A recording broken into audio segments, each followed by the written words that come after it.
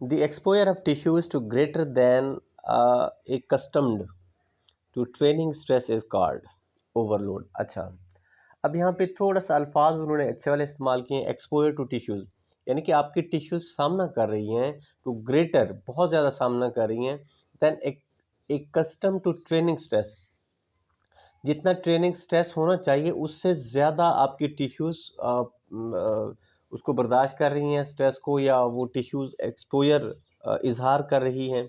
ठीक है, जितना ट्रेनिंग का लोड होना चाहिए उससे ज़्यादा हो रहा है, तो डेफिनेटली ट्रेनिंग लोड से ज़्यादा हो रहा है, स्ट्रेस यहाँ पे वर्ड इस्तेमाल किया गया है।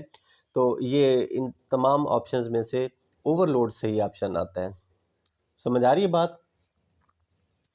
जी सर। अब देखें ना कि ग्रेटर देन ट्रेनिंग स्ट्रेस को आप कर दें सिर्फ कि ट्रेनिंग स्ट्रेस से बढ़कर है कुछ, तो डेफिनेटली वो ओवरलोड की तरफ आता है। तो ये कीवर्ड अपनी बुक पे अंडरलाइन करते जाया करें ताकि नेक्स्ट टाइम जब आप पढ़ेंगे तो आपको आइडिया हो जाएगा कि इसमें क्या बात थी। कॉपी पेंसिल अपने साथ रखा करें, इजाफी बात कोशिश करें बुक्स के ऊपर लिख लें हर सवाल के सामने से, या एटलीस्ट जो अंडरलाइन करना है वो करते जाएं, तो ये आपकी तैयारी बहुत आसान हो जाएगी। जब आप रिपीट करेंगे ना वो सारी बातें रिकॉल हो जाएंगी। The observation that withdrawal of tissues loading result in loss of beneficial fitness or performance is called। अच्छा, यहाँ पे देखें कि एक आप ऐसा मुशाहदा करते हैं, आपको पता लगता है कि आपकी जो टिश्यूज़ है ना, टिश्यूज़ या मसल एक ही बात है, ठीक है, कि आपकी जो टिश्यूज़ हैं उनके ऊपर जो आप लोडिंग कर रहे हैं, ट्रेनिंग लोड दे रहे हैं, उसका नतीजा क्या मिल रहा है कि आपको फ़ायदा कम हो रहा है या आपका फ़ायदा खो रहा है, ज़ाय हो रहा है, लॉस कर रहे हैं अपनी फ़िटनेस को या अपनी परफॉर्मेंस को या अपने बेनिफिट को। ठीक है, तो ये क्या है, डेफिनेटली रिवर्स है। जैसे ब्रेक लगाते हैं तो आपकी स्पीड लॉस्ट होने लगती है, कम होने लगती है, तो ये आपका होगा रिवर्सिबिलिटी। क्योंकि बाकी तीनों आप देखें ऑप्शन इससे मुख्तलिफ हैं। द प्रोसेस ऑफ ओके 24 है, the gradual and systematic increase in training stress. अब सिंपल सी बात है कि अब एक बिल तरतीब ख़ास एक तरतीब के साथ और मुनज़्ज़म तरीके से आपकी ट्रेनिंग का जो स्ट्रेस है वो अगर इंक्रीज़ हो रहा है, कैसे? पॉजिटिविटी है, पॉजिटिव वर्ड है, ग्रेजुअल और सिस्टमेटिक, मुनज़्ज़म तरीके से और तरतीब से अगर आप इजाफा करें अपनी ट्रेनिंग में, तो ये क्या होगा? प्रोग्रेस होगा, प्रोग्रेशन होगा। प्रिंसिपल ऑफ प्रोग्रेशन होगा। ट्रेनिंग के असूल 10 और 11 ट्रेनिंग के कुछ असूल हैं, ये अब ट्रेनिंग के असूल शुरू हो गए हैं, जिसमें रिवर्सिबिलिटी और ओवरलोड, प्रोग्रेशन, ठीक है, कंटिन्यूटी और बहुत सारे हैं।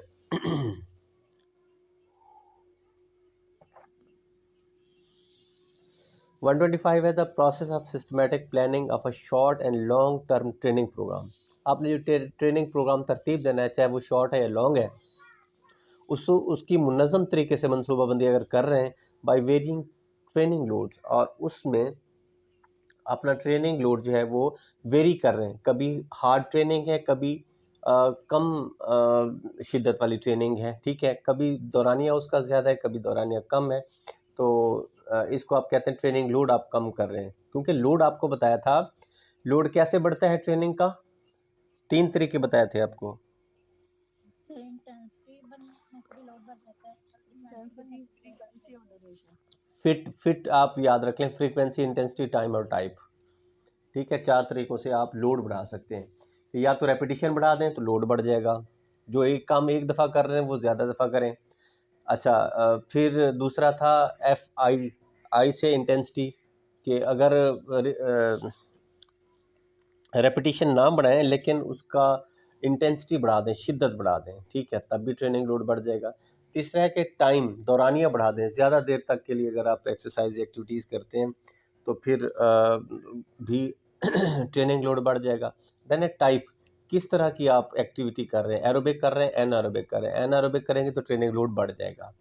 ठीक है, तो ये एक अच्छी बात है कि ये चीज़ें थोड़ा सा आपको याद रहने लग गई हैं। तो ये थोड़ी सी टेक्निक्स हैं, जब ट्रेनिंग की चंद चीज़ें हैं वो आपको याद आज ये रह जाएंगी, याद रख लें। एक छोटी छोटी वीडियोस भी आज मैं आपको बना के सेंड करता हूँ, जिसमें ट्रेनिंग थ्रेशोल्ड, फिटनेस के कंपोनेंट्स आपको वैसे आते हैं, तो इसके अलावा BMR, BMI, WHR, ये 4 इससे इसकी टेक्निकल वीडियोस हैं। ये छोटी छोटी 4-4, 5-5 मिनट की आज मैं आपको शेयर कर देता हूँ ताकि ये मज़ीद। तो इसके अलावा ट्रेनिंग की सीज़न है, ट्रेनिंग के प्रिंसिपल हैं, ट्रेनिंग की टाइप्स हैं, और इसमें कुछ एक होगा कॉन्ट्रैक्शन वाला, वो भी आपको मैंने बताया था। उसकी चले 4-5 मिनट की एक वीडियो आपको बना देंगे, जिसमें भूलने के चांसेस होते हैं।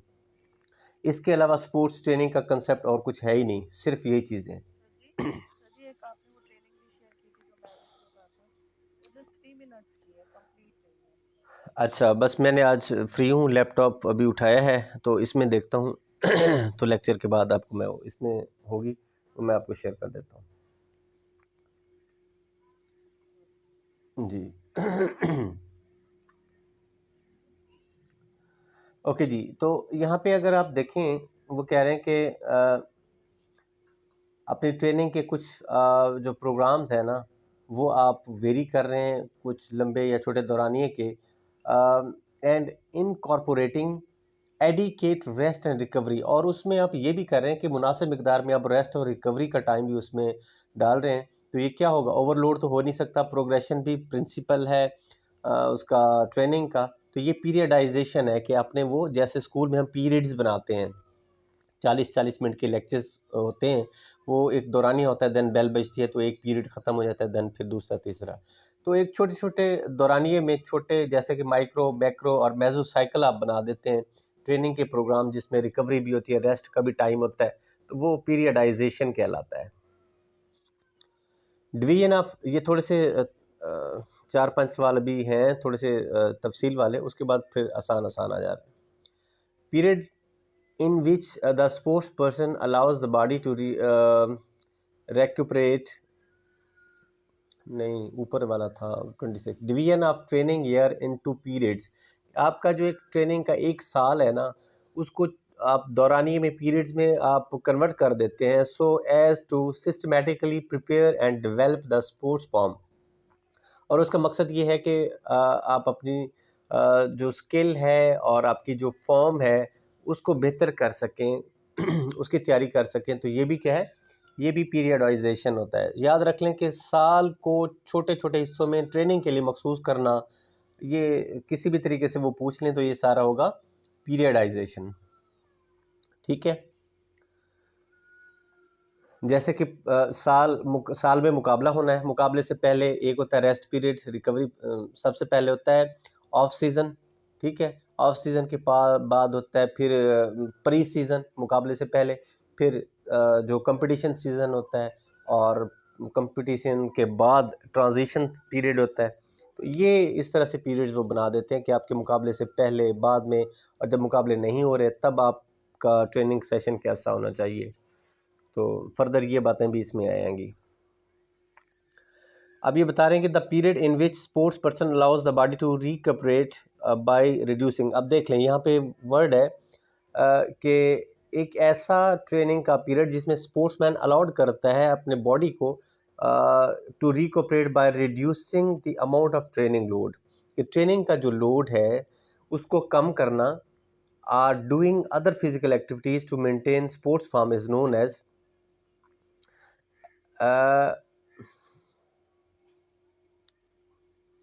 अच्छा, यहाँ पे वो कहता है जी, जो आप ट्रेनिंग कर रहे हैं वो कम कर दें, और फिज़िकल एक्टिविटीज़ जो दूसरे तरीके की हैं वो आप करते रहें।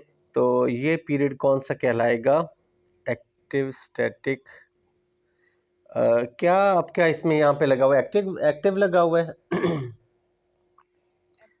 इसको ज़रा सर्कल करें, ये मैं ना आपको बाद में थोड़ा सा देखूंगा, इस पर मुझे डाउट है, क्योंकि देखें एक्टिविटीज़ तो कर रहे हैं तो एक्टिव ही, लेकिन यहाँ पे वो कह रहे हैं कि आपका जो ट्रेनिंग अगर छोड़ के कोई और काम करने लग जाते हैं तो वैसे ये टेक्निकली पैसिव होना चाहिए।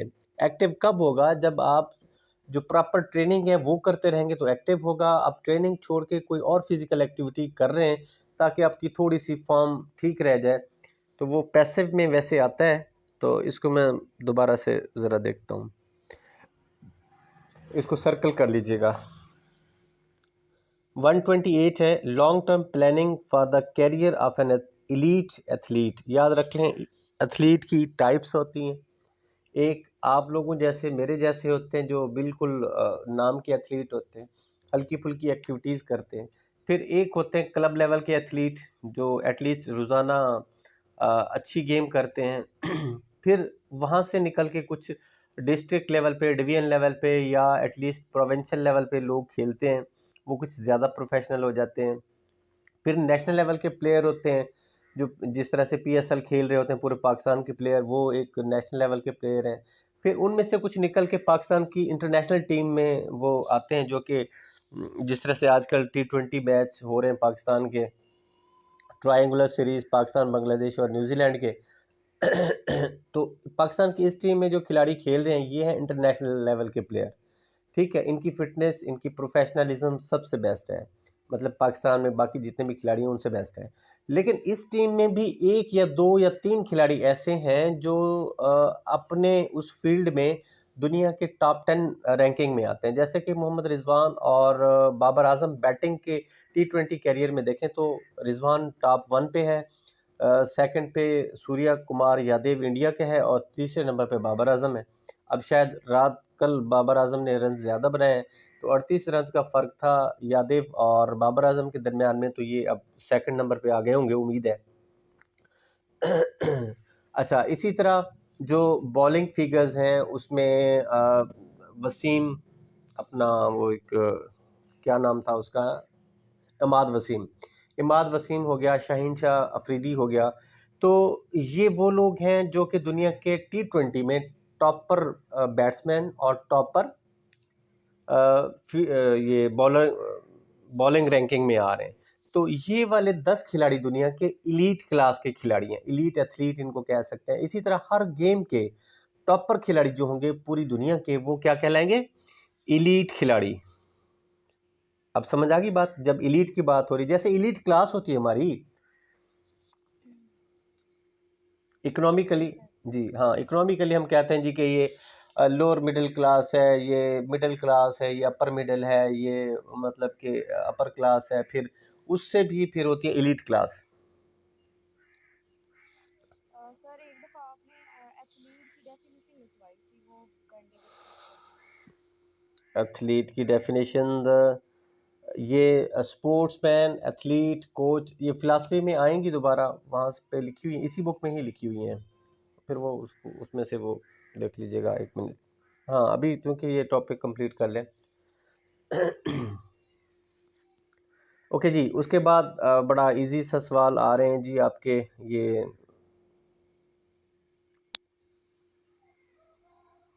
Long term planning for the career of an elite athlete. Elite athlete के लिए जो लॉन्ग टर्म है प्लान, वो कितना कि 10 से 15 साल अगर वो गेम खेलता है तब जाके वो क्या बनता है, इलीट क्लास का खिलाड़ी बनता है, पहले दूसरे तीसरे साल नहीं बन जाता। या आप कह लें कि आपने एक खिलाड़ी को इलीट क्लास का प्लेयर बनाना है, तो 10 से 15 साल का उसका ट्रेनिंग सेशन और उसका सारी प्लानिंग आपने करनी है, तो वो उस लेवल पे जाके पहुंचेगा। दुनिया बड़ी सिस्टमेटिक और प्लानिंग के तहत चलती है, हमारे तो मोस्टली एक्सीडेंटली, हादसाती, बाई चांस और इत्तेफाक और इन चीज़ों पे अभी हम रिलाई कर रहे हैं। अभी तक हमारी प्लानिंग बाकायदा स्पोर्ट्स में इतनी ज़्यादा नहीं होती।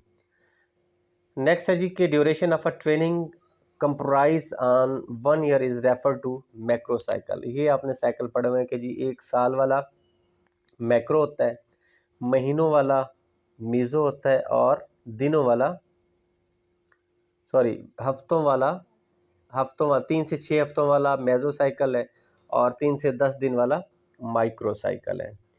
ठीक है जी। फिर वो कहते हैं जी कि मैक्रो साइकिल जो बड़ा होता है, मेसो साइकिल दरमियाना होता है और माइक्रो बिल्कुल छोटा शॉर्टेस्ट साइकिल होता है। ठीक हो गया। तो अब आ जाता है, ये इंपॉर्टेंट बातें हैं, 136 पे आ जाएं अब। Training frequency for a beginner should be 3 to 5 training unit per week. अच्छा जी, अब कापी पेंसिल उठाएं और लिखें। आपको एक सिंपल सी एक बात बताई थी कि एरोबिक एक्टिविटीज़ के फ़वाइद क्या हैं। एरोबिक एक्टिविटीज़ सबसे पहले जो ऑक्सीजन के ज़रिए होती हैं या जिनको परफॉर्म करने के लिए आपकी बॉडी को एक्स्ट्रा एनर्जी कहीं और से नहीं बल्कि ऑक्सीजन से मिल रही होती है, वो सफिशिएंट होती है। वो आपकी कौन कौन सी एक्टिविटीज़ थी, जल्दी जल्दी बता दें। सर साइकिलिंग, जी जी, गुड, ठीक है। वॉकिंग है, साइकिलिंग आ जाती है। जॉगिंग, स्विमिंग, जी गुड। अच्छा वो आपने करना है जी। फ्रीक्वेंसी का मतलब आपको बताया था रेपिटेशन। हफ्ते में जी, हफ्ते में 3 से 5 दिन आपने एरोबिक एक्टिविटीज़ करनी है। और कितनी करनी है? 30 मिनट से 45 मिनट तक, ठीक है। यानी कि एक दिन एक्टिविटी करते हैं तो एक दिन छोड़ दें, एक दिन करते हैं एक दिन छोड़ दें, या 2 दिन करके एक दिन छोड़ दें। इस तरह से कम 3 दिन हफ्ते में करें, और ज़्यादा से ज़्यादा 5 दिन अगर आप करते हैं तो आपकी एरोबिक फिटनेस या एंड्योरेंस इतनी बेहतर होगी, कार्डियोवास्कुलर एंड्योरेंस, कि आप एक 70 साल का बंदा अगर ये कर रहा है तो आजकल के 25 से 30 साल के नौजवानों से बेहतर फिटनेस का मालिक होगा। ठीक है जी, जिसकी एग्जांपल आपको खान साहब की भी दी थी। तो ये कहते हैं जी कि ट्रेनिंग फ्रीक्वेंसी बिगनर के लिए, अगर आपने अब से काम स्टार्ट कर दिया है, किसी गेम के खिलाड़ी हैं या नया कोई खिलाड़ी आता है तो वो हफ्ते में 3 से 5 दिन ट्रेनिंग करेगा। इसका क्या ये मतलब है? ठीक हो गया। Training frequency for high high performance या परफॉर्मर भी आ सकता है, स्पोर्ट्स पर्सन शुड बी। तो ये उसका है जी कि 8 से 12 यूनिट पर वीक, यानी कि वो दिन में दो दफ़ा भी वो ट्रेनिंग कर सकता है। समझ आएगी बात? एक दिन 2 ट्रेनिंग सेशन किए, फिर अगले दिन 2, फिर अगले दिन 2, इस तरह से करके कभी 1, कभी 2, कभी 1, कभी 2, तो कम से कम हफ्ते में 7 दिन होते हैं। तो वो कम से कम 8 दफ़ा ट्रेनिंग करेगा, ठीक है, और ज़्यादा से ज़्यादा वो 12 दफ़ा करेगा, और एक दिन उसका कंप्लीट रेस्ट का होगा। रेस्ट लाजमी है। समझ आ रही है इन बातों की? इस तरह के सवाल बड़े सर आपने 137 पढ़ा जी। MCQs, sir 137 MCQs. 137 एमसीक्यूज है जी। Training frequency for an intermediate level sportsman. अच्छा, ठीक है, पहले बिगनर था, अब इंटरमीडिएट है, तो ये 6 से 8 यूनिट, यानी कि ऑलमोस्ट डेली एक सेशन वो करेगा। और जो हाई परफॉर्मेंस एथलीट है वो हफ्ते में 8 से 12 यूनिट ट्रेनिंग के करेगा। इनकी ये तीनों सवाल समझ आ गए? ये इंटरव्यू में लाजमी पूछे जाते हैं, ये इन तीनों में से एक आधा सवाल पूछा जाता है, लाजमी इंपॉर्टेंट है ये। लेकिन आप लोगों का अगर दूसरा है, अच्छा जो बातें ना मैं आपसे कहता हूँ ना कि ये इंटरव्यू के पॉइंट ऑफ व्यू से अहम है, ये टेस्ट के पॉइंट ऑफ व्यू से अहम है, तो उनके ऊपर आप लिख लिया करें, स्टार बना के या इंपॉर्टेंट लिख के कुछ ना कुछ उसकी निशानी लगा लें, ताकि नेक्स्ट टाइम आप ज़्यादा फोकस के साथ उनको पढ़ें। ठीक हो गया? During the preparatory period the volume intense of training should be increase. अच्छा, अब बात आ रही है जी कि जब आप ट्रेनिंग कर रहे हैं, अपनी ट्रेनिंग के कुछ पीरियड्स आपने बनाए हुए हैं कि पहले तो आप प्रिपरेशन कर रहे हैं, फिर कंपटीशन होगा, प्री कंपटीशन होगा, फिर कंपटीशन होगा, मुकाबला होगा, मुकाबले के बाद फिर आपका एक रेस्ट का होगा जिसको ट्रांजिशन पीरियड कहते हैं। उसके बाद फिर कई दिनों तक, हफ्तों तक आपका कोई मुकाबला नहीं है, तो वो ऑफ सीज़न होगा। ये तरतीब पूरी लिख रहे हैं, इसी से रिलेटेड आगे सवाल आने वाले हैं। तो ये प्रिपरेटरी जो फेज़ है आपका पीरियड का, ये वो कहते हैं जी कि अच्छा 139 था, हाँ जी। इसमें ट्रेनिंग का जो वॉल्यूम है वो ज़्यादा होना चाहिए। स्टार्ट में ट्रेनिंग का वॉल्यूम ज़्यादा होना चाहिए। वॉल्यूम किस तरह से बढ़ाया जा सकता है कि रेपिटेशन ज़्यादा कर लें या उसका टाइम ज़्यादा कर लें। ठीक हो गया? वॉल्यूम कैसे बढ़ेगा? वॉल्यूम हम कहते हैं ट्रेनिंग के साइज़ को, और वो कैसे बढ़ेगा? या तो ज़्यादा टाइम के लिए आप दौरानिया उसका बढ़ा दें, ठीक है, अगर 30 मिनट के लिए कर रहे थे तो 1 घंटा कर लें, ये वॉल्यूम बढ़ जाएगा।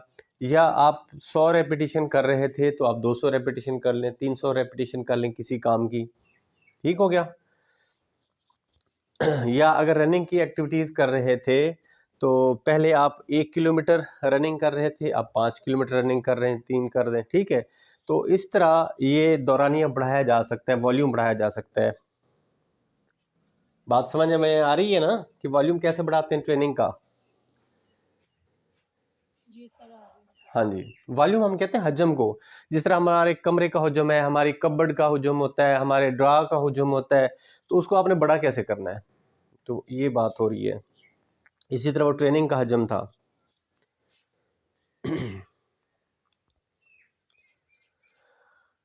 अच्छा जी, अब दूसरा इसका है during the preparatory period while the intensity should B. याद रख लें, इंटेंसिटी शिद्दत हमेशा कम रखी जाती है स्टार्ट में, वॉल्यूम बहुत ज़्यादा रखा जाता है। मिसाल के तौर पे आप स्टार्टर है ना, आपने कुछ ट्रेनिंग करनी है, या आप कोच हैं, आपने बच्चों को ट्रेनिंग करवानी है, पहला दिन है उनका, तो पहले दिन में क्या करेंगे, आप कोशिश करेंगे कि हल्की फुल्की से स्टार्ट करें, लेकिन ज़्यादा देर तक वो गुजारें। तो ये दोनों एक दूसरे के रेसिप्रोकल है। रेसिप्रोकल समझ रहे हैं? ट्रेनिंग का एक असूल है कि वॉल्यूम और इंटेंसिटी हमेशा एक दूसरे के रेसिप्रोकल होते हैं। अगर वॉल्यूम ज़्यादा होगा तो इंटेंसिटी कम रखी जाएगी, और अगर इंटेंसिटी ज़्यादा रखेंगे तो आपको वॉल्यूम कम करना पड़ेगा। इस बात को कोई एक्सप्लेन कर सकता है, ताकि मुझे पता चले कि आपको ये बात समझ में आ गई है सीनियर्स में से? जी जी सर, गुड सीधी गुड। सी बात है। अगर सर ट्रेनिंग की शिद्दत बढ़ा देंगे तो सर उसका फिर दौरानियाँ कम कर देंगे, या दौरानियाँ बढ़ाएंगे तो शिद्दत कम कर देंगे। जी अदील साहब, इसको ज़रा एक्सप्लेन करें मिसाल के साथ। सर फॉर एग्जांपल हमने रेपिटेशंस करने हैं सर 50 फॉर एग्जांपल। अगर हम वो 3 मिनट में कर सकते हैं, तो अगर हम उसकी इंटेंसिटी बढ़ाएंगे, मतलब वो 3 मिनट की बजाय हम 1.5 मिनट में या 2 मिनट में करते हैं, तो वॉल्यूम उसका जो है वो मतलब दौरानिया उसका कम हो जाएगा और इंटेंसिटी बढ़ जाएगी, और वो तेजी से हम करेंगे।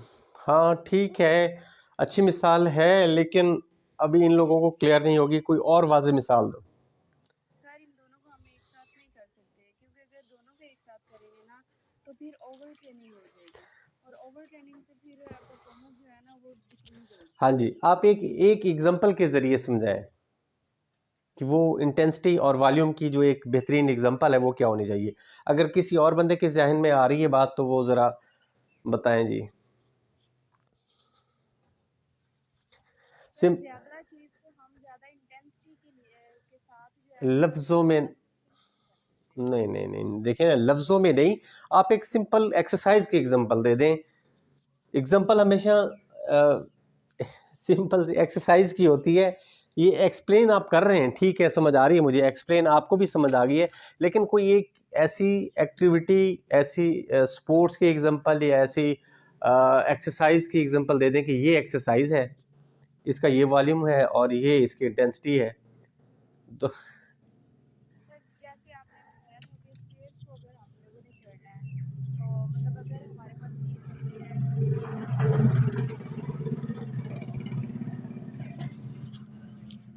और बाद में हमें इंटेंसिटी को इंक्रीज करनी है, तो हम लोग 3 मिनट में चलेंगे या 2 मिनट में, तो इस तरह से ये ओके ओके, ये इससे भी अच्छी एग्जांपल दे दूं तो सब कहेंगे जी हमारे माइंड में ये बात थी जी।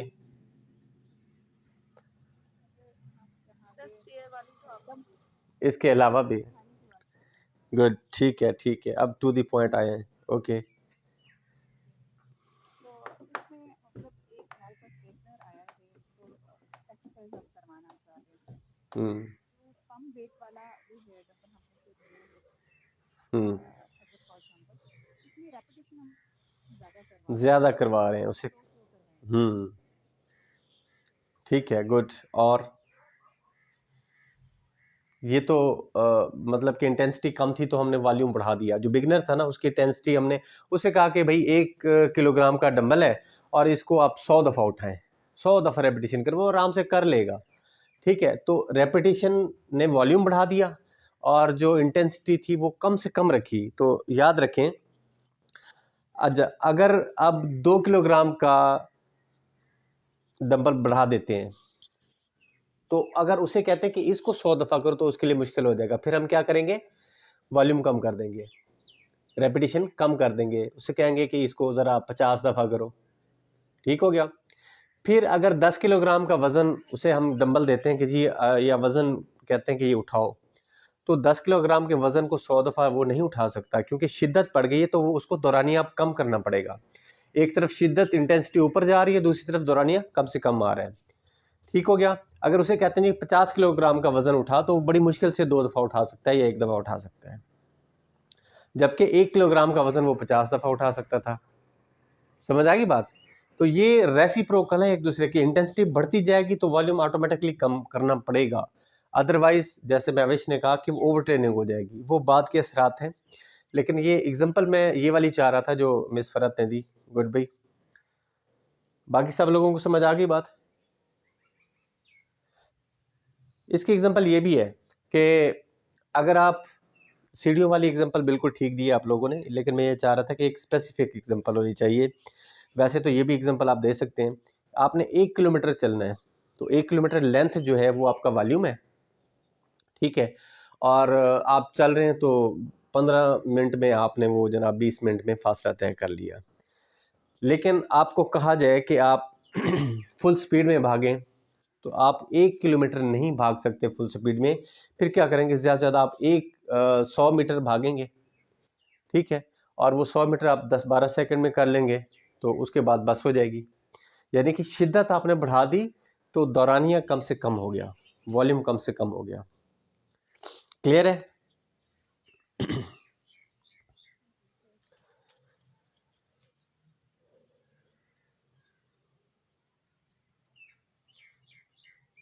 जी, कौन सा क्वेश्चन था यहाँ पे? 139 40 था। अच्छा 141 है जी। जी, the preparatory period is the phase of base creation. कि जो आपका प्रिपरेटरी पीरियड है वो आप फाउंडेशन या बुनियाद या बेस जो आप बना रहे होते हैं खिलाड़ी की, वो तैयारी का जो पहला पीरियड है प्रिपरेटरी पीरियड, वो बेस बनाने के लिए होता है, ठीक हो गया। नेक्स्ट है द कंपटीशन पीरियड। अब मुकाबला आ गया, पहले तैयारी थी, खिलाड़ी बेस बना रहा था, उसके बाद आप कंपटीशन मुकाबला आ गया है। तो the competition period is the phase of achievement of optimum performance. और कंपटीशन में किसी कोताही, कमी कोताही की बिल्कुल भी जगह नहीं होती। तो उस कंपटीशन फेज में खिलाड़ी ने ऑप्टिमम परफॉर्मेंस देनी होती है, जितनी वो मैक्सिमम दे सकता है, and maintain the top form. और अगर उसकी जो टॉप फॉर्म है उसको उसने बरकरार रखना होता है, ठीक है। उसके बाद है मुकाबला ख़त्म हो गया। मुकाबला ख़त्म हो गया तो जो आपको खिंचाव, तनाव, क्रैम्प्स और एटीपी के ज़खायर ख़त्म हो गए, जो आपकी बॉडी में लॉस हुआ उसको रिकवर करने का टाइम जो है उसको हम कहते हैं ट्रांजिशन पीरियड, ठीक है। इसको रिकवरी और रेस्ट का नाम भी दिया जा सकता है। Transition period is termed as the phase of temporary loss of sports form. अच्छा, अब आपको इंजरीज वगैरह हो गई हैं और इंजरीज की वजह से या थकावट की वजह से फटीग बहुत ज़्यादा हो गई है, वो रिकवर नहीं हो पा रही। उस दौरान जो अब आप गेम में आपकी परफॉर्मेंस क्या होगी, कम से कम हो जाएगी। तो इसको हम कहते हैं जी कि ये ट्रांजिशन पीरियड है। नेक्स्ट है the transition phase provides recovery and relaxation to sportsman so that the next year training can be started without any fatigue, ठीक है। तो मैंने कहा कि ट्रांजिशन को आप रेस्ट और रिकवरी का नाम भी दे सकते हैं। तो ये क्या करता है कि जब आप रेस्ट करते हैं और उस दौरान हल्की फुल्की एक्सरसाइजेस करते रहते हैं अपनी फिटनेस को मेंटेन रखने के लिए, तो नेक्स्ट जो आपका कंपटीशन होगा उसके लिए आप मुकम्मल तौर पे फिट हो जाएंगे। जैसे अभी शाहीन शाह अफरीदी की एंकल इंजरी हुई थी, तो उसने ये कुछ मैचेस वगैरह नहीं खेले, सीरीज़ नहीं खेली, ठीक है। तो अब वर्ल्ड कप में वो हो सकता है कि दस्तयाब हो। अब तक वो नहीं खेल रहा क्योंकि रेस्ट रिकवरी कर रहा था ताकि आने वाले इम्पोर्टेंट मैचेस में वो कम बैक कर सके। 145 है the duration of a transition period should not be more than 6 week. अच्छा, रिकवरी का पीरियड जितनी ज़्यादा जो इंजरीज वगैरह हो जाती हैं उनको रिकवर होने के लिए 6 महीने बहुत होते हैं। इससे ज़्यादा अगर वो उसको रेस्ट देंगे तो खिलाड़ी की फॉर्म ख़त्म हो जाएगी। During transition period of training both volume and intensity of stimulus are kept low, क्योंकि वो पहले इंजर्ड बंदा है तो उसने हल्की फुल्की फिटनेस को बरकरार रखना है, तो लिहाजा इस पीरियड के दौरान इंटेंसिटी और वॉल्यूम दोनों को कम से कम रखना पड़ेगा।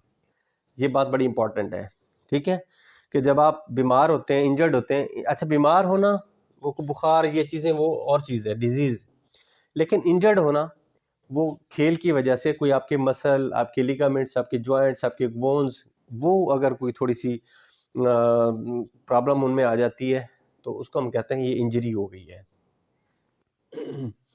तो उस इंजरी के दौरान अपने ओवरऑल बॉडी की फिटनेस को मेंटेन रखने के लिए या कुछ बेहतर रखने के लिए आपको एक्सरसाइजेस करते रहना चाहिए, और उस दौरान हल्की फुल्की, ना तो शिद्दत ज़्यादा हो ना ज़्यादा दौरानिए वाली, ठीक है, तो वॉल्यूम और इंटेंसिटी दोनों को कम से कम रखना पड़ता है।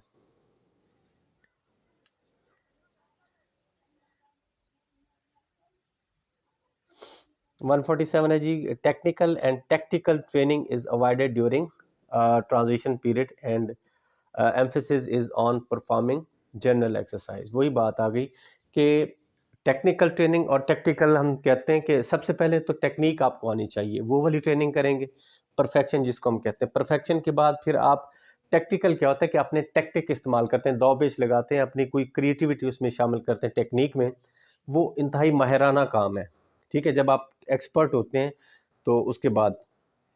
तो ये इंजरी के दौरान जब आप रेस्ट कर रहे हैं तो ये दोनों ट्रेनिंग मना होती हैं, आप नहीं करते। अगर ये करेंगे तो फिर वो आपका इंजरी वाला हिस्सा और ज़्यादा इंजर्ड हो जाएगा। ठीक हो गया?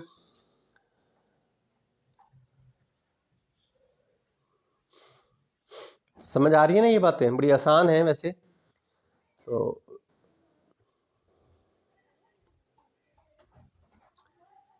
Hello, yes sir. Okay okay, मुझे ये बता दिया करें कि मैं ज़रा स्पीड स्लो रखूं या ज़्यादा रखूं, मतलब कि थोड़ी डिटेल कम बताऊं या ज़्यादा, जहाँ पे समझ आ जाए तो फिर उसको जल्दी जल्दी करते जाएं। मुझे ये थोड़ा सा बताते जाया करें ना, ताकि फिर मैं अपना उस हिसाब से एक्सलेट करूं।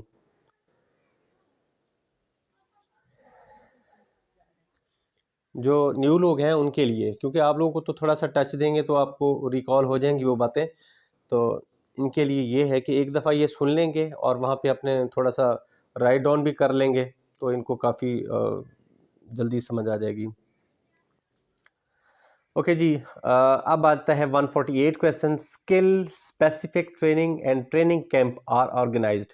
आपको स्किल सिखाई जा रही है और मखसूस ट्रेनिंग करवाई जा रही है। ट्रेनिंग कैंप के अंदर ट्रेनिंग कैंप तरतीब दिए जा रहे हैं। तो ये कब होगा? जब आपका प्रिपरेटरी फेज होगा, ठीक है, मुकाबले से पहले। समझ आ गई बात? अभी हमारे कॉलेज के मुकाबले होने हैं नेक्स्ट मंथ नवंबर में, तो मैंने अभी 1-2 दिनों से कल ही कुछ एथलीट निकाले और उनको कुछ गेम समझाई है और उनको कुछ रेसेस वगैरह और कुछ थ्रोज जंप्स ये वो करवा दी हैं। स्पोर्ट्स में उनको थोड़ा सा उलझाया है, ठीक है, उनको बताया है, अभी स्टार्ट करवाया है। तो ये है उनका प्रिपरेटरी तैयारी का टाइम। मुकाबला भी आना है तो ये भी उनकी प्रिपरेटरी फेज चल रहा है। उसके बाद है, सभी प्रिपरेटरी पीरियड को हम इनिशियल पीरियड या बेस पीरियड भी कह सकते हैं। हाँ बेस पीरियड कह सकते हैं, क्योंकि उसी प्रिपरेटरी पीरियड में तो खिलाड़ियों की बेस बनती है ना, अभी ऊपर हमने पढ़ा है।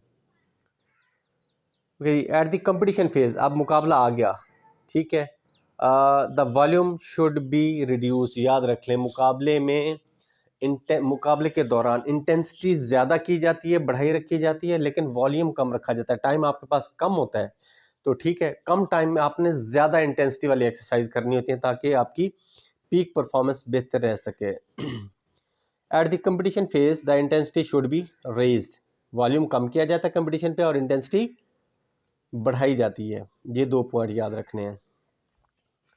151 है, season of training focus on cardiovascular fitness. Cardiovascular fitness को हम कहते हैं एंड्योरेंस ट्रेनिंग भी कहते हैं, एंड डेवलपमेंट ऑफ स्ट्रेंथ, यानी कि स्ट्रेंथ और एंड्योरेंस दोनों की ट्रेनिंग की जा रही है ठीक है, तो वो कौन से सीजन में होगी? डेफिनेटली प्री सीजन में होगी, जिसमें खिलाड़ी की स्ट्रेंथ भी चाहिए और कार्डियोवैस्कुलर फिटनेस का मतलब है ये कार्डियोवैस्कुलर एंड्योरेंस भी इसको हम कहते हैं।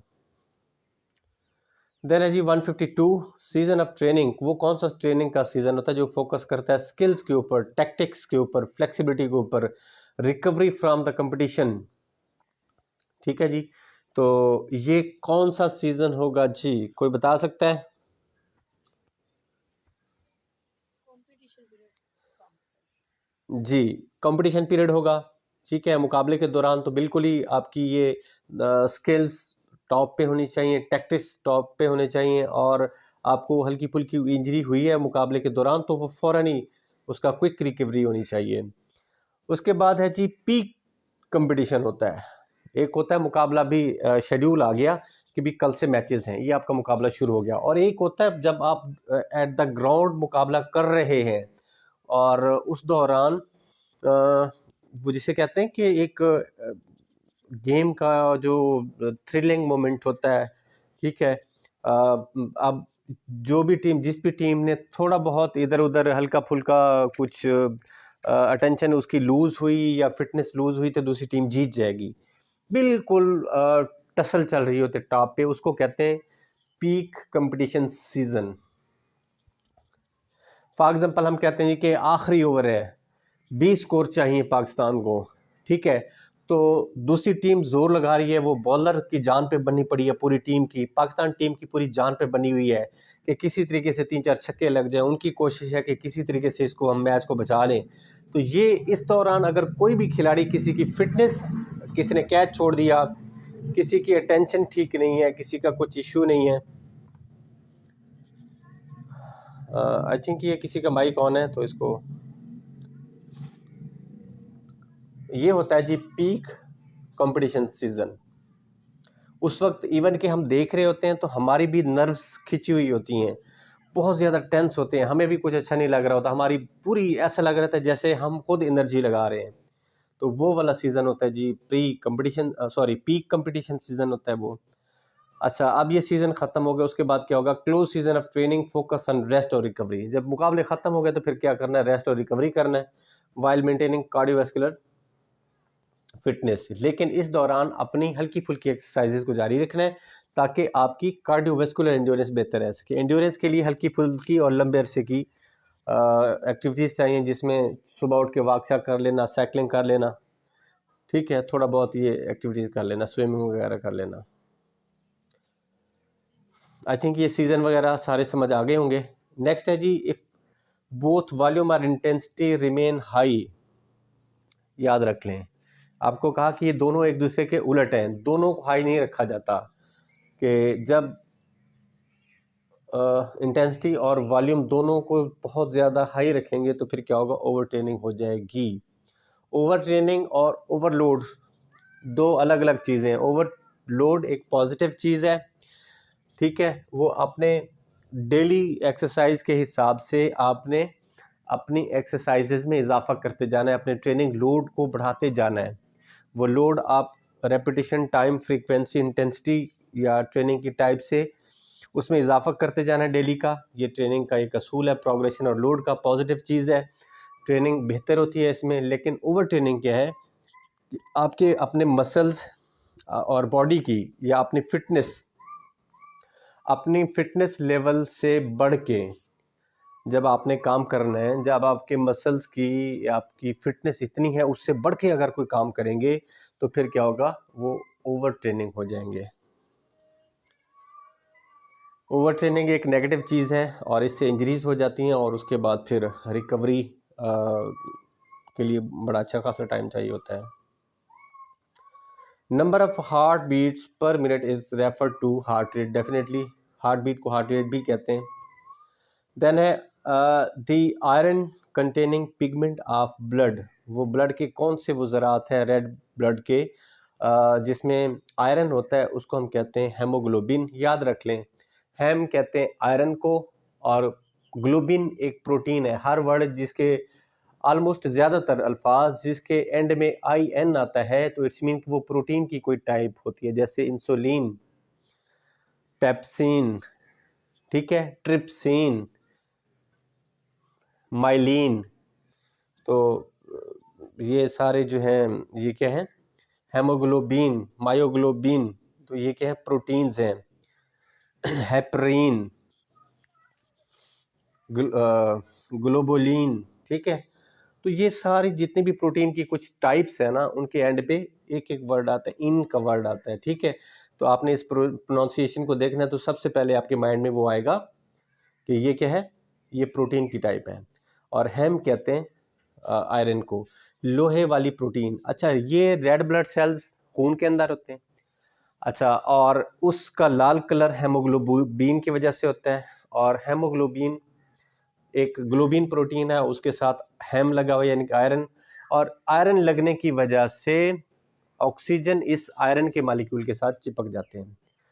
एक हेम मॉलिक्यूल के साथ या एक आयरन के मॉलिक्यूल के साथ 4 ऑक्सीजन के मॉलिक्यूल नॉर्मल हालत में चले जाते हैं। यानी कि हेमोग्लोबिन क्या है, एक गाड़ी है, और ऑक्सीजन क्या है, वो पैसेंजर है, ठीक है, और 4 सवारियाँ उस पर बैठ सकती हैं। लेकिन इन केस ऑफ इमरजेंसी, जब आपको जल्दी पहुंचना हो, गाड़ी एक ही हो, तो 4 जगहों वाली जगह पे ये एटलीस्ट 16 या 20 सवारियां भी बैठ सकती हैं। तो हेमोग्लोबिन जब शिद्दत वाली एक्सरसाइज कर रहे होते हैं, हार्ट रेट बढ़ चुका होता है, ब्रीदिंग रेट आपका बढ़ चुका होता है, तो उस वक्त आपके एक हेमोग्लोबिन का मॉलिक्यूल 16 या 20 मॉलिक्यूल भी ऑक्सीजन के अपने साथ बाइंड करके ले जा सकता है। ये इंतहाई टेक्निकल बात है, ये इसको याद कीजिएगा। Human body attempt to keep itself in balance is known as, इंसानी जिस्म की जितनी भी मेटाबॉलिज्म है, जो भी मामलात हैं, उसको एक बैलेंस में रखना है, होम्योस्टेसिस कहलाता है। फॉर एग्जांपल, हमारा बॉडी टेम्परेचर कितना है, जल्दी से बताएं जी। 98। अच्छा, दो स्केल हैं, एक है फ़ारेनहाइट और एक है सेंटीग्रेड। सेंटीग्रेड में 37, 98.6 हाँ जी, और केल्विन में और 37 डिग्री सेंटीग्रेड। ओ पुत्र जी, केल्विन, एक मिनट, केल्विन किसी ने कहा है, केल्विन में नहीं होता, फ़ारेनहाइट में होता है। फ़ारेनहाइट। हाँ जी, हाँ जी, फ़ारेनहाइट में 3 पैमाने, एक सेंटीग्रेड और एक फ़ारेनहाइट और एक होता है केल्विन। सेंटीग्रेड हमारा जो इन्वायरमेंट का टेम्परेचर है, माहौल का, उसको मेजर करने के लिए इस्तेमाल होता है। दर्जा हरारत आज दिन इतना रहेगा, ठीक है, आज 40 रहेगा या इससे कम ज़्यादा जो भी होता है, ये डिग्री सेंटीग्रेड में होता है। फ़ारेनहाइट, बॉडी टेम्परेचर के लिए फ़ारेनहाइट इस्तेमाल किया जाता है। जैसे हमारा 98.6 है, तो इससे ज़्यादा होगा तो हम कहेंगे जी टेम्परेचर हो रहा है 100, 101, 2, 3, 4 होगा तो फिर हम क्या कहते हैं, बुखार हो गया है, टेम्परेचर हो गया है, टेम्परेचर बढ़ गया है। अच्छा, तो ये टेम्परेचर को 37 पे रखना या 98.6 पे रखना, ये होम्योस्टेसिस है। इससे बढ़ भी सकता है, कम भी सकता है, तो इसको फिर नॉर्मल उसी पोजीशन पे लाया जाता है। अच्छा, ब्लड की पीएच वैल्यू क्या है, 7.4। तो ब्लड की पीएच वैल्यू कुछ ऐसी पानी की कमी से बढ़ सकती है, या जो आपने खुराक वगैरह खाई हुई है, उसमें खट्टी कड़वी चीज़ें खाई हैं, खट्टी चीज़ें खाई हैं, तो वो या तो एसिडिक हो जाएगा या बेसिक हो जाएगा, ऊपर नीचे। उसको नॉर्मल 7.4 पे रखना होम्योस्टेसिस कहलाता है, ठीक है। इसी तरह यानी कि बॉडी के जितने भी मामलात हैं, उसको एक स्टेबल कंडीशन पे रखने का नाम है होम्योस्टेसिस। नेक्स्ट है 159, the increase size of muscle. Muscle का साइज इंक्रीज होने को हाइपरट्रॉफी कहते हैं। Through exercise strength training is called, exercises वगैरह आप करते हैं नेचुरल तरीके से, उससे आपके मसल्स का साइज बिल्डअप हो जाता है, जैसे बॉडी बिल्डर्स का होता है, इसको कहते हैं हाइपरट्रॉफी। हाइपर वैसे भी ज़्यादा को कहते हैं, इंक्रीज होने को कहते हैं। जी हाइपर क्यों हो रहे हो, गुस्सा क्यों कर रहे हो, ठीक है। और अगर मसल्स का साइज सिकुड़ जाता है, कम हो जाता है, ट्रेनिंग छोड़ दी उसके बाद मसल श्रिंक होना शुरू हो जाते हैं वापस, इसको कहते हैं हाइपोट्रॉफी। हाइपो का मतलब होता है कम। अच्छा, और एक होता है कोई बीमारी, कोई ख़राबी, हार्मोनल चेंजेस, या किसी भी वजह से, मेडिसिन की वजह से, एक्सीडेंट्स की वजह से, या किसी भी वजह से आपके मसल्स डी शेप हो जाते हैं। जो उनकी प्रॉपर शेप है वो नहीं रहती, उसको कहते हैं मसल्स एट्रोफी।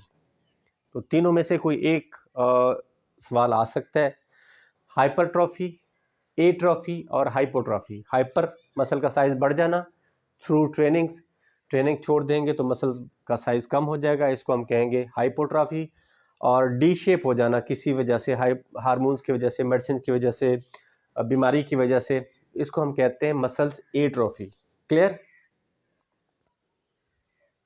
ये बातें लिख, हाँ ये साथ साथ लिख लिया करें, नोट कर लिया करें, क्योंकि जब जल्दी जल्दी आप लोग जी कहते हैं ना तो मुझे लगता है कि आप लोगों ने लिखा नहीं है, और फिर जब दोबारा रिपीट होंगी तो ये आपके पास सिर्फ बातें माइंड में नहीं रहती, जो कुछ आप लिखते हैं वो कुछ आपके सामने होता है, और वही आपका जो नोट्स आपके हाथ से लिखी हुई चीज़ें हैं वो याद रहती हैं। सर जी आपने जो बताया एट्रोफी, एट्रोफी कहते हैं मसल्स का डी शेप हो जाना due to any disease, hormonal change, या due to effect of bad medicine, ठीक है, या साइड इफेक्ट्स ऑफ मेडिसिन, इस तरह से आप कह सकते हैं।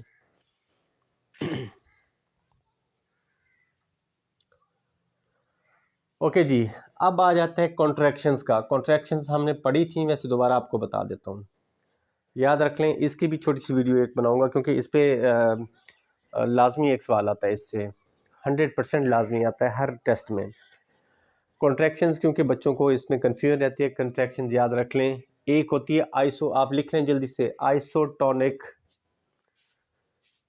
एक होता है आइसोमेट्रिक, और एक होता है आइसोकाइनेटिक। 3 लिख लिए।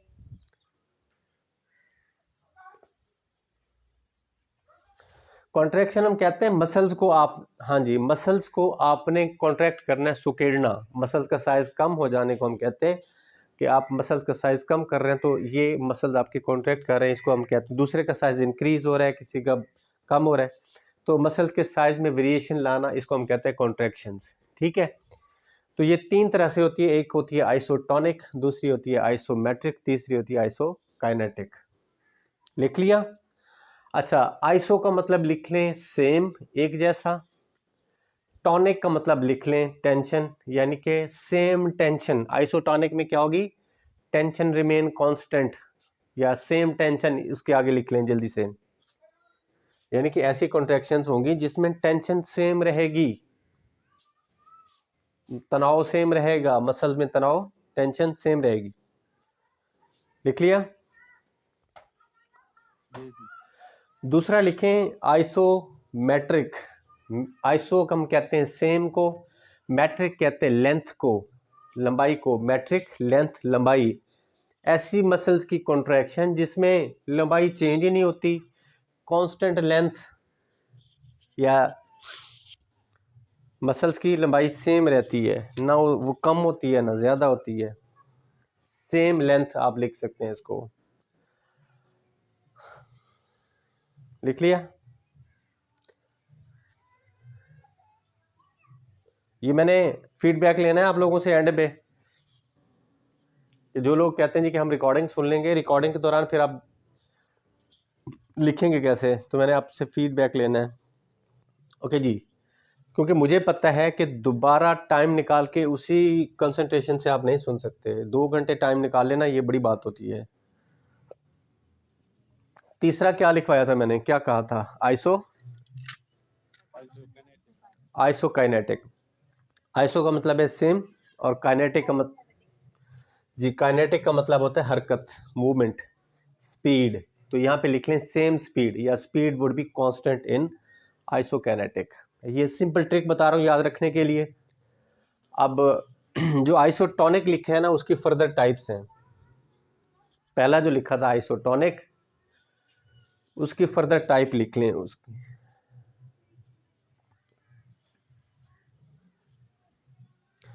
उसकी आगे 2 टाइप्स हैं, कंसेंट्रिक कंट्रैक्शन और इसेंट्रिक कंट्रैक्शन।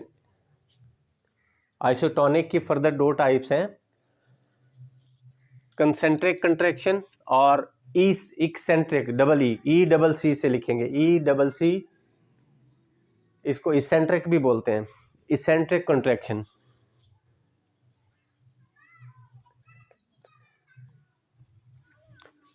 लिख लिया। तो जो कंसेंट्रिक की टेंशन है, सॉरी कंसेंट्रिक की डेफिनेशन है वो लिखें। द कंट्रैक्शन इन विच, अच्छा आसान सी लिखवा देता हूँ, शॉर्ट सी, ताकि जो एक ही फिक्रे में याद रह जाए। मसल्स शॉर्टन विद टेंशन, यानी कि in this contraction muscle shorten while the tension remain constant. तो इसको शॉर्ट करके लिखेंगे मसल्स शॉर्टन विद टेंशन, या विद कांस्टेंट टेंशन लिख लें। फॉर एग्जांपल बाजू को बेंड करना, एल्बो जॉइंट के ऊपर बेंड करना, तो बाइसेप, ये एग्जांपल भी साथ लिख लें। ये आपके इंटरव्यू में हर सवाल ये पूछा गया था, हर बंदे से ये सवाल पूछा गया।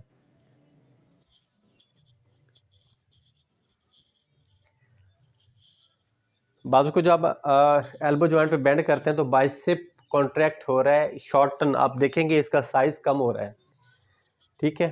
तो डंबल उठा के, कोई वजन उठा के बाजू को बेंड करना, कॉन्ट्रैक्ट करना। इसेंट्रिक की डेफिनेशन लिखें, muscles lengthen with a constant tension,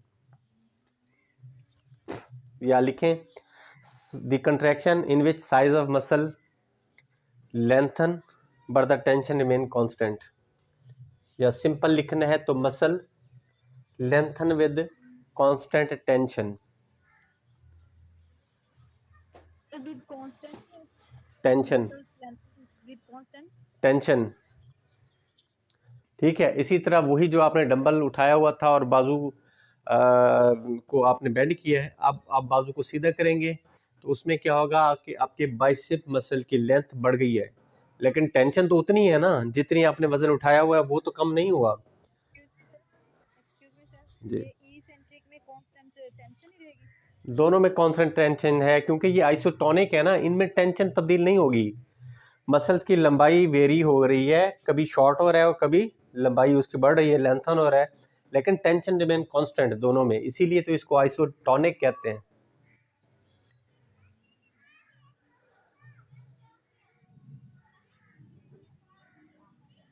okay जी, लिख लिया।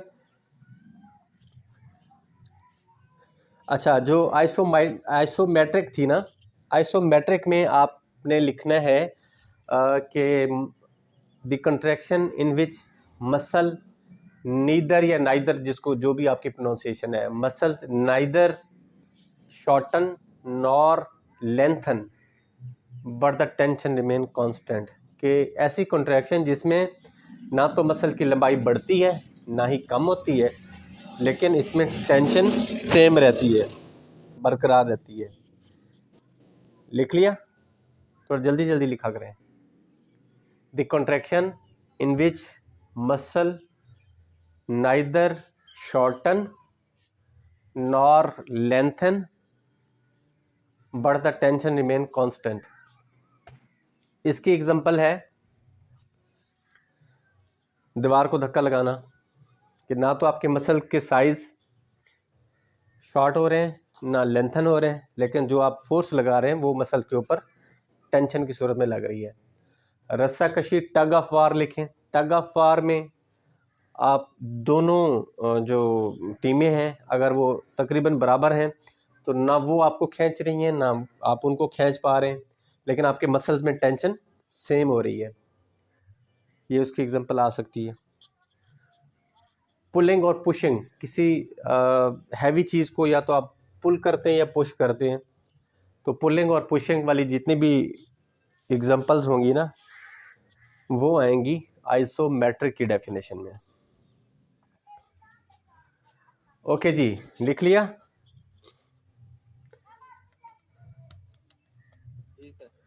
नेक्स्ट होगा आइसोकाइनेटिक जो लिखवाया है, यानी कि जिसमें सेम स्पीड रहती है, तो स्पीड बरकरार रखना, इंसान उसमें स्पीड कम ज़्यादा कर सकता है, तो ये वाली एक्सरसाइजेज मोस्टली मशीनों के ज़रिए की जाती है। मशीनों को फिक्स कर दिया जाता है, वो सेम स्पीड के साथ हरकत कर रही होती हैं और हम अपने आप को उन मशीनों के ऊपर एडजस्ट करते हैं, तो हमारी स्पीड भी सेम हो जाती है। जिसकी बेहतरीन एग्जांपल ट्रेडमिल है कि वैसे आप भागना शुरू करते हैं तो आपकी स्पीड वेरी होती है, कभी कम कभी ज़्यादा, लेकिन आपने सेम स्पीड रखनी है तो ट्रेडमिल के ऊपर खड़े होकर रनिंग करते हैं तो उस पर स्पीड फिक्स कर देते हैं। अगर किसी ने की हुई हो तो उसको पता होगा, नहीं तो आइडिया तो लाजमी होगा। तो वो आप सेम स्पीड के साथ हरकत करते रहते हैं। इसी तरह और भी बहुत सारी मशीनें हैं जो मुख्तलिफ तरह से आपको एक्सरसाइजेज करवाती हैं। तो ये एग्जांपल है आइसोकाइनेटिक की, और आइसोकाइनेटिक ट्रेनिंग जो है ये दी थी जे पेरिनी ने। ये मैं आपको बता देता हूँ, बाकी दूसरी ट्रेनिंग्स आपने खुद सर्च करके लिखना है। ये आपकी कल के लिए छोटी सी असाइनमेंट है। जैसे आपको पहले लिखवाया था, इंटरवल ट्रेनिंग बिकिला ने दी थी, फार्टलेक ट्रेनिंग गोस्टा हॉलमर ने दी थी, आइसोकाइनेटिक ट्रेनिंग जे पेरिनी ने दी थी। तो ये जितनी भी ट्रेनिंग्स हैं ना, इनके फादर्स, फाउंडर, प्रोपाउंडर्स ये आपने लिख के आना है कल, ठीक है जी। आई थिंक कि अब ये जितनी भी कॉन्ट्रैक्शन आ जाएंगी तो ये आप सॉल्व कर लोगे। प्रैक्टिस जी लिख लिया तो आगे चलें, प्रैक्टिस करें इसकी हम। सर जी आइसोकाइनेटिक का बताएं। ओए माँ सदके जाए मेरा पुत्र, थोड़ा जल्दी हाथ चला लिया करो। ये है आइसोकाइनेटिक, सेम स्पीड के साथ हरकत करना, मशीनों के ज़रिए एक्सरसाइजेज की जाती हैं। जे पेरिनी ने ये एक्सरसाइजेज इंट्रोड्यूस करवाई थी, या ये ट्रेनिंग इंट्रोड्यूस करवाई थी। बहुत सारी बुक्स में लिखा होगा जी अरिस्टोटल ने, और पता नहीं वो जो पेरी डी कोबर्टन है ओलंपिक्स वाला, उसने, नहीं वो गलत है। जे पेरिनी इसका सही ऑप्शन है।